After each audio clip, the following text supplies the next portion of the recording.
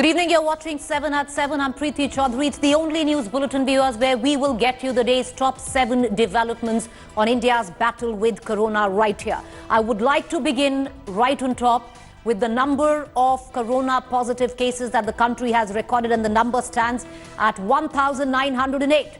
There have been 68 deaths that have been reported. Over the last 2 days, we've been seeing a surge in positive cases, even a surge in deaths. We'd like to tell our viewers with what the authorities, experts are telling us this is expected. These were figures recorded till 6:30 p.m.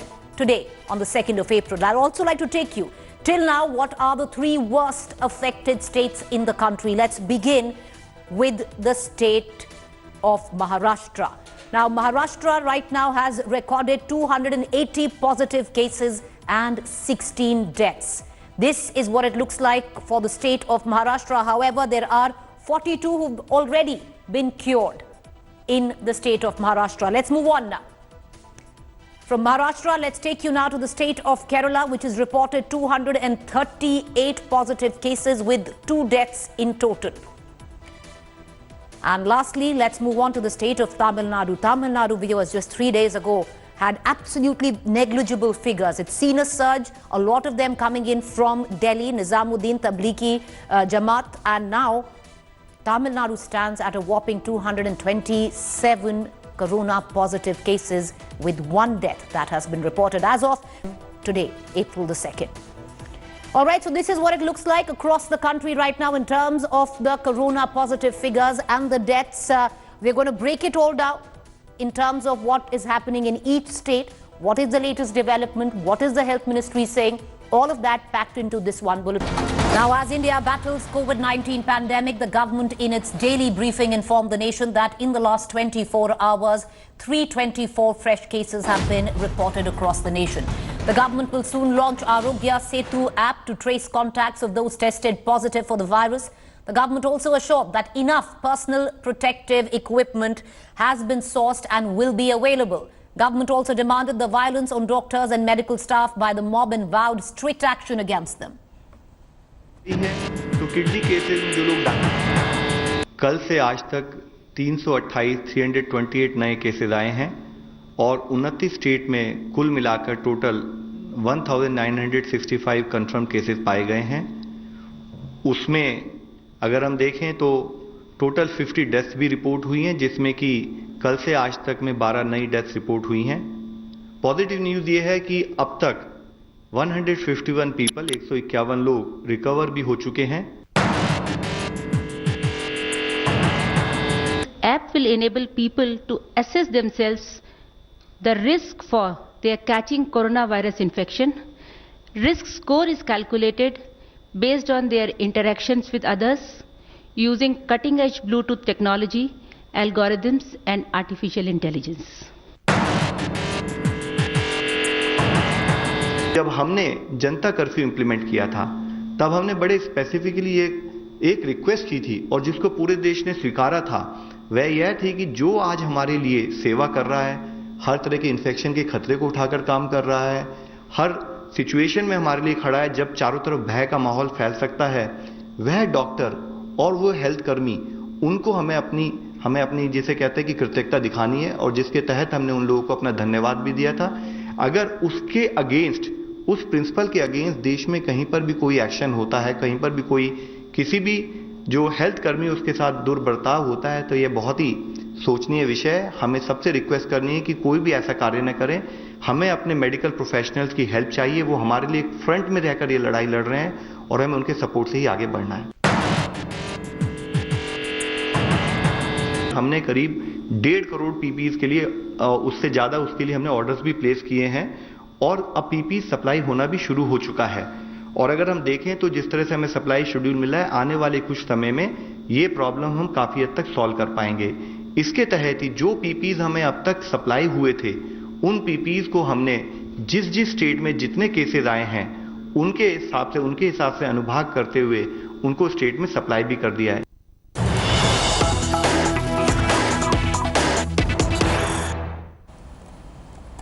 All right, the latest news break coming in. There's been a reported huge spike in the number of coronavirus patients in the state of Maharashtra. Today itself, 81 new coronavirus cases in Maharashtra have been confirmed. There has been a steady surge where the state of Maharashtra is concerned. Today, 82 cases were recorded. Yesterday, 72 cases were recorded. So of all the states, Maharashtra is seeing a steady rise in positive corona cases.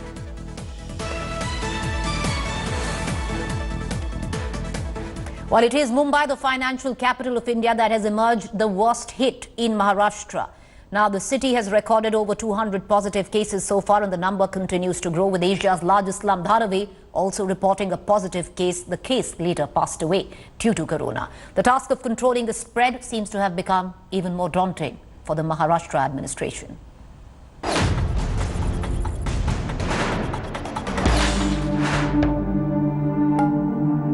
Lockdown, locked in. Mumbai, the city of dreams, is having its worst nightmare.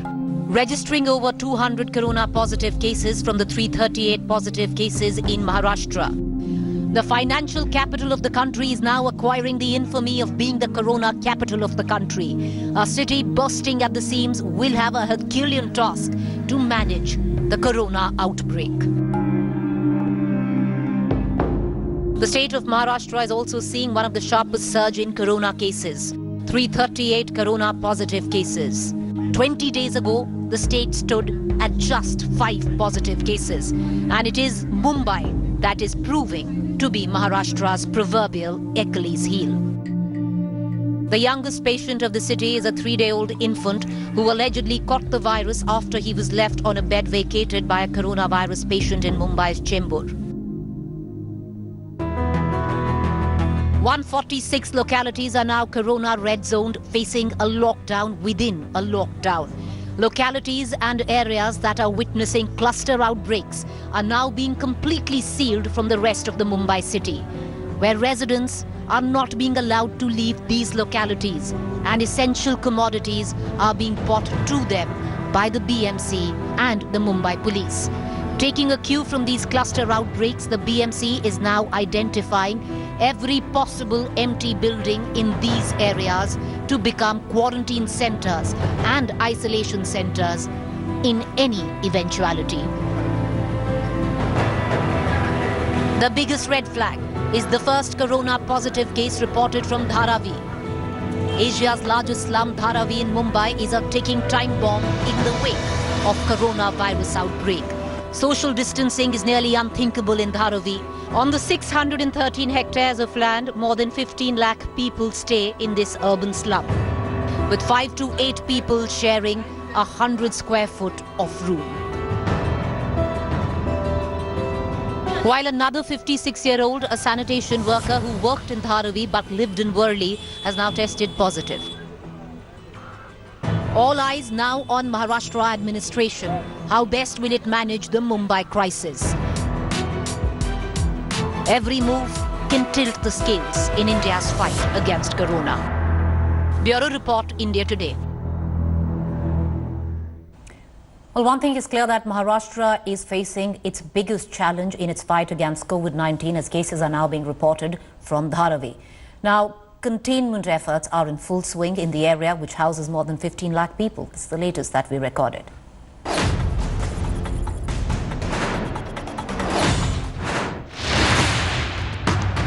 Health workers facing stiff opposition in Dharavi, where a resident has died of COVID-19. A team that went to seal the vulnerable areas in Asia's biggest slum cluster were heckled and attacked. Authorities have now sealed 900 houses in Dharavi's Balianagar area. The emergency measures were undertaken after a 56-year-old garment shop owner died at the Sion hospital. His family says he had no travel history and was hospitalized on March 23rd after showing symptoms. Meanwhile, another case of COVID-19 has been reported from Dharavi. A 54-year-old sanitation worker in Dharavi has also tested positive. He has been in a quarantine facility at the Seven Hills Hospital for the last 3 days. Authorities have sealed 9 buildings on Jasmine Mill Road to contain the spread. Now we will also have to look into the Dharavi matter also very strictly by all means, that there should not be any crowd gathering over there, and to ensure that the spread should not occur at any cost. A local doctor and his staff are also quarantined as the deceased patient visited his clinic on March 23rd. All those residing in the building of the deceased will also be tested. Mumbai is in a state of shock after learning that a person residing in the slums of Dharavi died due to COVID-19. And now the Mumbai Municipal Corporation says that it has found multiple teams that is doing the survey of not just the Dharavi slums, but various clusters and densely populated areas of the city and suburbs. Nearly 15 lakh people live in Dharavi, roughly a population of a metro within an area of 613 hectares. The coronavirus cases in the slum cluster pose a new challenge to Mumbai's already stretched healthcare system. With Pankaj Upadhyay in Mumbai, Bureau Report, India Today. All right, so now let's shift focus from the state of Maharashtra. Let's move on to the state of Rajasthan. Now, Rajasthan continues to battle coronavirus as the total number of virus cases have jumped to 131. Now, why it is worrisome is Jaipur remains the worst hit, and in Jaipur, one of the most densely populated areas or localities called Ramganj has now recorded 33 active corona positive cases.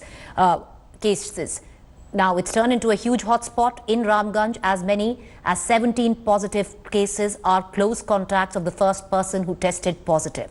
Government working in overdrive has deployed drones to keep a tab on sensitive areas of Jaipur, including Ramganj. It is a mammoth task now for the administration in Jaipur to actually stem a community outbreak in Ramganj, because Ramganj, viewers, is the heart of Jaipur. For those of you who have been to Hawa Mahal, it's just, hear it, 300 meters away from Hawa Mahal in the walled city. All those shops that you see in the pink city right next to Hawa Mahal, most of them are of residents of Ramganj locality. All right, I want to connect right now to the Deputy Chief Minister of Rajasthan. He's joining us right now on the bulletin. Appreciate you joining us, Mr. Pilot. I want you to elucidate for us, Mr. Pilot, what went down in that video conference call of all the chief ministers with the prime ministers on how to battle with COVID-19. What was discussed? What was on the table? Did the prime minister ask the states on what needs to be done? I think the discussion today that the Prime Minister had with the different states was primarily, I think, more on stock taking and steps ahead. Now, every state is facing a different situation. Generally, we are battling the same virus, but every state has a different circumstance in terms of its economic capacities, its medical strength, and how far they can, use the administration to contain the problem. So different state governments have taken different steps, but I'm of the view that if we have a standard operating procedure, we have a national guideline to follow. The WHO has mandated some, but I think as a nation, we must come up with some standard protocols. If we follow that, then there is a unanimity in terms of how we move and how far we can go. So different states have taken different approaches, but to my mind, now the time has come that we must do it collectively, and we must share our experiences, whatever we've learned from our positive experiences, and also share experiences where we haven't done so well, so that there's no repetition of mistakes. That's what collaborative functioning is all about. So I think today's meeting perhaps is useful. We need to have more such efforts. Ultimately, it's the states where India lives. The country lives in states. It doesn't live in New Delhi.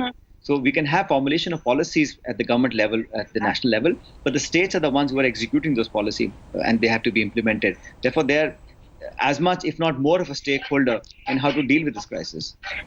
Mr. Pilot, now the Chief Minister of West Bengal decided not to attend this video conference with the Prime Minister. But having said that, West Bengal has put forward certain demands of the centre. They are short on medical staff, they are short on equipment. Those were the demands put forth by West Bengal. Now, in the case of Rajasthan, you're right now dealing with a community outbreak, which is, of course, a cluster outbreak right now, could move on to a community outbreak. Now, what did Rajasthan as a state put forth in terms of demands, in terms of experiences? You've dealt with an outbreak in Bhilwara, which you've been able to stem successfully. Did Rajasthan put forward any demands to the centre through this video conferencing with the Prime Minister? No, we haven't asked for anything today in specific. I think we have started our lockdown much before the national lockdown. So we've asked for medical supplies, testing kits. Luckily, we have abundant, supplies for masks and sanitizers. We've used many of our distilleries are now making sanitizers. So we are well equipped in that sense. But as a state, we will need the financial support of the government of India. As you know, everything is shut down, so there is no income coming in for the states. As lawmakers, we've all given our salaries there to the relief efforts. We've donated money. We've deferred payments to government employees. So everyone's contributing. But I think ultimately, government of India does need to give out resources for all the state governments to take this battle head on. And time is of essence. We can't, 2 months from today. We have to do it now. And no matter what the economic cost, we can't allow the endemic to spread more than it already has. Because once you reach a critical point, we don't have the capacities in India. Our medical strength is not so much that we can, really treat so many people. If the US, UK and Europe are having trouble in keeping beds and ventilators available for their patients, you can well imagine what sort of a problem we may have in this country.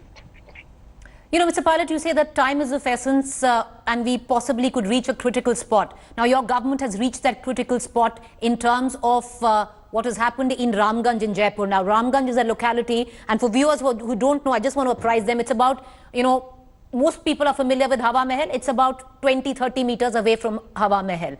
It's congested. It's got over 8 people living in a room. It's right in the heart of the city. How are you controlling what's happening in Ramganj, which is already reported 33 corona positive cases? We've imposed a very strict curfew in that area. There is a complete and total lockdown. There is no movement of any vehicles or individuals out of the vicinity. We're using drones to deliver hand sanitizers and keep a really strict watch. The idea is now to contain the COVID-19 in areas that we already know it's prevalent. And so there are no vehicular movement. There is no movement of people in and out of the confined areas. I think we have the situation under control. It is worrying that now Jaipur has reported 41 positive cases, more than Bhilwara, which is 26 today. But I think the contact tracing has been done extensively, and anybody who's been in touch or been in contact with any of the positive patients, they all are being tested. So the medical supplies, the doctors, the nurses, the paramedics are doing their job.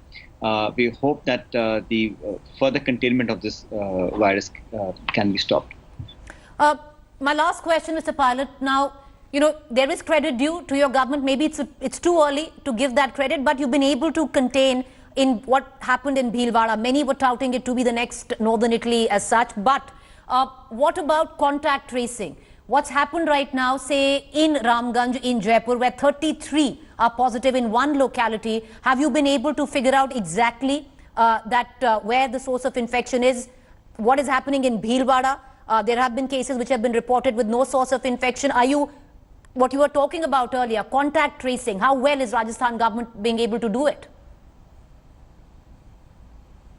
No, I think every single case thus far that we have, I don't know about what will come out tomorrow, but whatever cases we are finding positive today, almost all of them we've been able to do the contact tracing, and there has been a person who has either traveled from overseas or somebody who's been infected. So as long as we're able to locate the origins of the problem, we are then able to contain and manage that. I don't know if it's safe to say that we are out of the problem zone. I think we're still very much battling this. This is an emergency that we haven't seen before, at least in this part of the world. So I'm quite confident, not just Ramganj, there are other districts also where we have infections. But the total figure that I have today is 131 that are positive. But don't forget, there are also 26 patients who have become negative, who earlier tested positive. So appropriate treatment is being given. And I think we have ample beds and isolation wards and quarantine facilities to be able to absorb any number of people who may unfortunately become infected in the days to come. All right, Mr. Pilot, appreciate you joining us. And I do hope, sir, that your government also goes on to announce compensation for those paramedics or sanitary workers who die in the line of duty, like some other states have. Delhi's done it. It's announced 1 crore. Haryana's done it. And hoping Rajasthan will also come and announce that compensation. Thank you for joining us. Meanwhile, talking about those fighting in the front lines of the coronavirus pandemic, our doctors who are putting their lives at risk to fight coronavirus are now being targeted, what we might call COVID idiots. A mob resorted to large-scale stone pelting against doctors in Indore who had come for the screening. 4 people have been arrested so far, and the Chief Minister Shivraj Singh Chauhan has promised action. Here's the full report.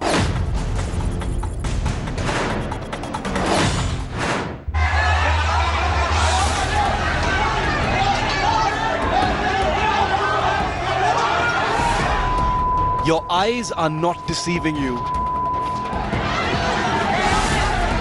This is indeed a video of a mob chasing and pelting stones at healthcare workers. This terrifying scene played out on Wednesday in Madhya Pradesh's Indore.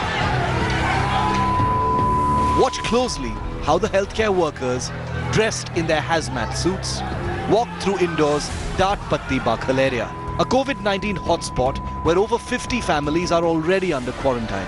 They were simply trying to trace a person who had come in contact with a COVID-19 patient earlier, simply doing their job. But as you can see, things quickly spiral out of control. Now, watch what happens next. Enraged locals are seen furiously pick up rocks and chase the hapless healthcare workers away. 2 women doctors were injured in this frightening attack. The police had to rush in to rescue 5 healthcare workers in total from the mob.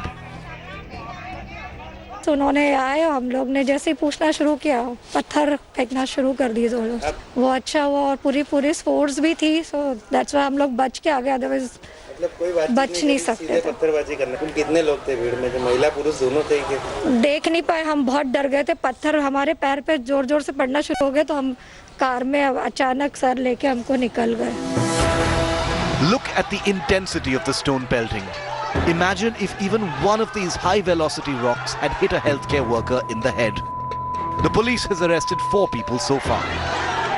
उस मामले में चिकित्सा दल के साथ उसमें 2 police कर्मी भी थे, गए थे, तो अचानक एक जगह इस तरह की घटना घटी जिसको पुलिस ने काफ़ी गंभीरता से लिया। तत्काल उसमें प्रकरण पंजीबद्ध करके जो उसके मुख्य आरोपी, उसमें जो 4 लोग थे जिनका इस घटना के पीछे मुख्य रोल था, उन 4 लोगों को पुलिस ने गिरफ्तार भी कर लिया है। इसमें कुछ अन्य लोगों को भी वीडियो फुटेज के माध्यम से पहचान की जा रही है और उनके विरुद्ध भी कार्रवाई की जाएगी। But there are many more than 4 villains captured in this video. So will the police continue its crackdown until every last one of these stone pelters is behind bars? एक दुर्भाग्यपूर्ण घटना इंदौर को भी है। उस घटना में शामिल अराजक तत्वों को किसी भी कीमत पर नहीं छोड़ा जाएगा। उनके खिलाफ सख्त कार्रवाई हो रही है। Healthcare workers and police are on edge in Indore, and the incident has ensured that tempers stay at fever pitch. India's cleanest city is already a hotspot for COVID-19, with about 80% of Madhya Pradesh's cases from this city alone. With Ravish in Indore, Bureau Report, India Today. Well, understandably, there is a fair bit of panic over coronavirus spread in the country. There's also a lot of misconceptions that this virus is deadly, it kills most people who are diagnosed, but that is most definitely not the case. And to highlight that, there is no need to panic, no need to assume the worst. We spoke to some corona survivors.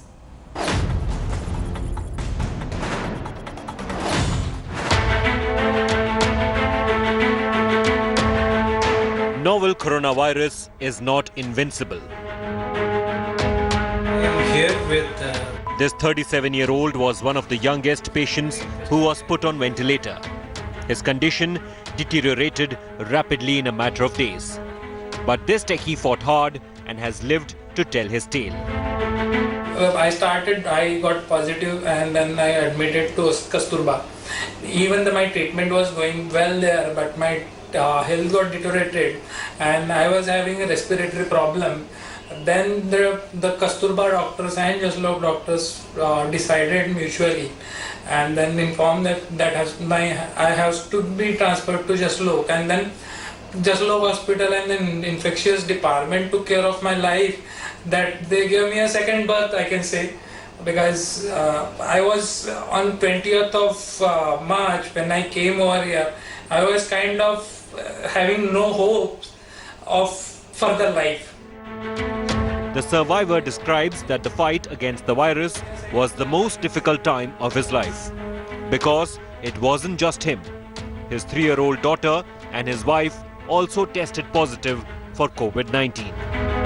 So it was very difficult time for me because there was a kind of fear of this virus within everywhere in the world, and I got tested positive, and 2 of my family members. Out of that one, like my 3.5-year-old daughter was positive, so it was scary for us.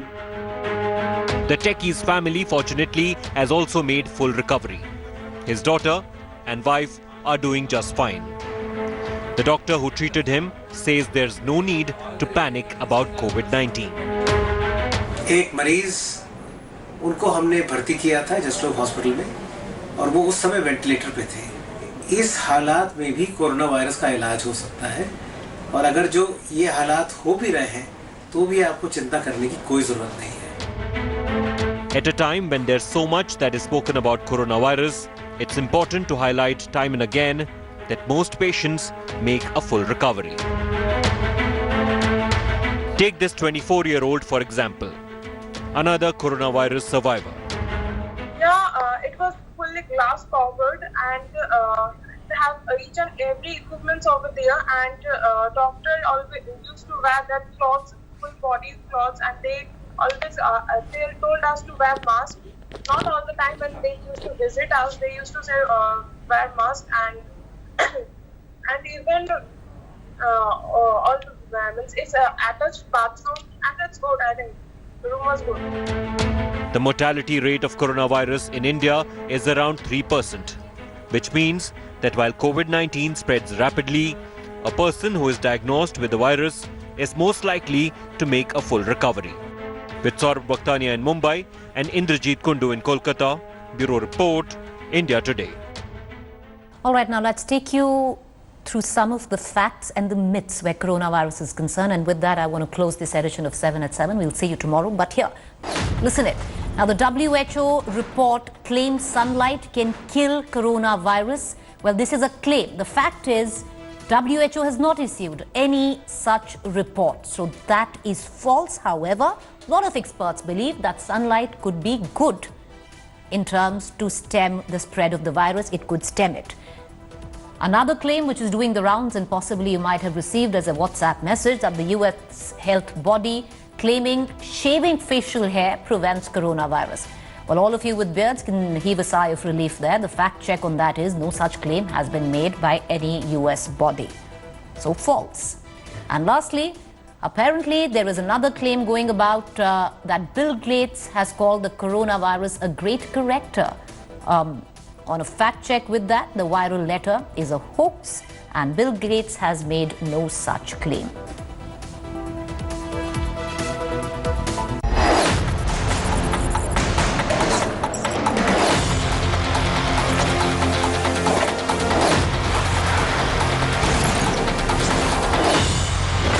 Hi everyone, Preeti Chaudhary here. Hope you like this video. For latest news and analysis, like and subscribe to the India Today YouTube channel. And don't forget to press the bell icon to stay updated. Thank you for watching.